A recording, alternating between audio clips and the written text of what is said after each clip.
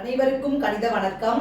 இப்ப பார்க்க போறது 7ஆம் வகுப்புக்குரிய கணக்கு முதல் பருவம் இயற்கணிதம்ங்கிற யூனிட்ல பயிற்சி 3ல் 5வது கணக்கை பார்க்க போறோம்.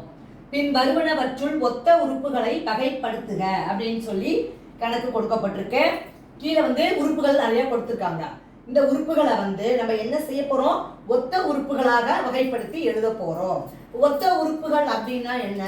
மாறிகள் ஒரே மாறிகளை கொண்டது ஒத்த உறுப்புகள். இப்ப பாத்தீங்கன்னா எக்ஸ்ங்கிற மாறி கொடுக்கப்பட்டிருக்கு, ஒய்ங்கிற மாறி கொடுக்கப்பட்டிருக்கு, இசட்ங்கிற மாறிகள் கொடுக்கப்பட்டிருக்கு.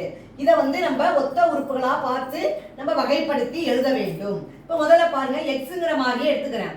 அப்ப என்னென்ன இருக்கு பாருங்க. எக்ஸ்ல 7x கமா -8x கமா அடுத்து என்ன இருக்கு? -12x ஒத்த உறுப்புகள். அடுத்து ஒய்ங்கிற மாதிரி எடுத்துக்கிறோம். என்ன இருக்குன்னு பாருங்க. 5y comma 12y comma -9y.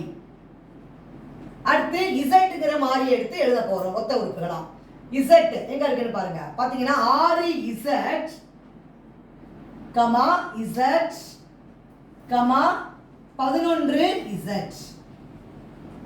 இதான் இந்த கேட்கப்பட்ட கேள்விக்குரிய விடை. ஒத்த உறுப்புகளை வகைப்படுத்தி மாறிகள் எக்ஸ்ங்கிற மாறி, ஒய்ங்கிற மாறி, இசட்ங்கிற மாறி அதை வகைப்படுத்தி இப்ப எழுதி இருக்கிறேன்.